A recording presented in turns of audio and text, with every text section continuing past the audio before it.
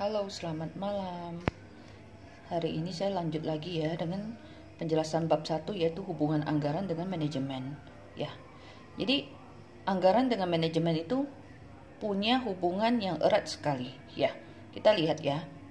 Bagaimana bisa dikatakan kalau kenapa anggaran dengan manajemen itu punya hubungan erat. Nah, di sini dikatakan anggaran merupakan pedoman kerja, alat pengkoordinasian kerja, serta alat pengawasan kerja.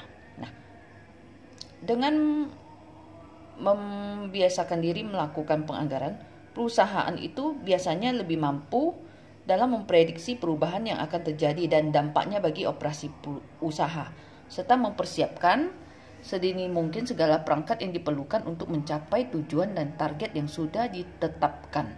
Nah, dengan penganggaran, tidak hanya perencanaan kegiatan yang dapat dilakukan, tapi juga koordinasi dan pengendaliannya. Nah, ketiga fungsi tersebut, perencanaan, koordinasi, dan pengendalian itu merupakan fungsi manajemen. Nah, ya. Jadi ingat lagi, kalau fungsi manajemen itu ada planning, organizing, actuating, dan controlling. Nah, di mana perencanaan, koordinasi, dan pengendalian ini merupakan bagian dari fungsi manajemen. Nah, jadi anggaran itu adalah proses dalam anggaran itu yang mencakup perencanaan, koordinasi, pengendalian ini merupakan 3 fungsi manajemen yang tercermin dalam proses anggaran itu sendiri. Oke. Lalu kita lanjut ke nah, ini yang tadi saya bilang fungsi manajemen ya. Ada planning, organizing, actuating, controlling, ya. Kalau di sini ada reading and interpersonal influence, staffing dan human resource management itu termasuk ke dalam actuating, ya. Actuating, reading and inter ini juga termasuk ke actuating, ya. Action, ya. Merencanakan, mengorganisasikan, action, menjalankan, ya. Lalu mengontrol, ya. Lalu feedback ini dari ini apa gitu, ya. Feedback itu di sini untuk memperbaiki kinerja dan untuk perencanaan ulang. Oke, ya. Lalu lanjutkan ke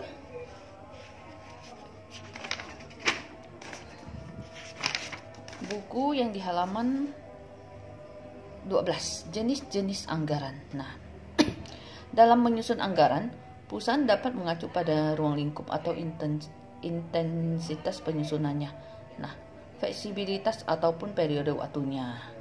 Nah, jadi jenis-jenis anggaran itu ada, kalau yang kita bilang ada 3, ya. Yang pertama berdasarkan ruang lingkup atau intensitas penyusunannya. Anggaran bisa dibedakan menjadi pertama anggaran parsial, yaitu anggaran yang ruang lingkupnya terbatas. Misal, anggaran untuk bidang produksi atau bidang keuangan saja. Anggaran komprehensif, yaitu anggaran dengan ruang lingkup menyeluruh, karena jenis kegiatannya meliputi seluruh aktivitas perusahaan di bidang marketing, produksi, keuangan, personalia, dan administrasi. Nah, kalau berdasarkan fleksibilitasnya, anggaran itu ada anggaran tetap dan kontinu. Anggaran tetap adalah anggaran yang disusun untuk periode waktu tertentu dengan volume yang sudah tertentu, dan berdasarkan volume tersebut disusun rencana mengenai revenue, cost, dan expense. Sedangkan anggaran kontinu adalah anggaran yang disusun untuk periode waktu tertentu dengan volume tertentu, dan berdasarkan volume itu diperkirakan besarnya revenue, cost, dan expense. Namun secara periode itu dilakukan penilaian kembali.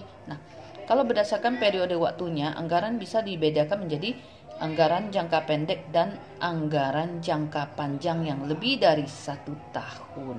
Oke, demikian sampai di sini dulu ya. Terima kasih.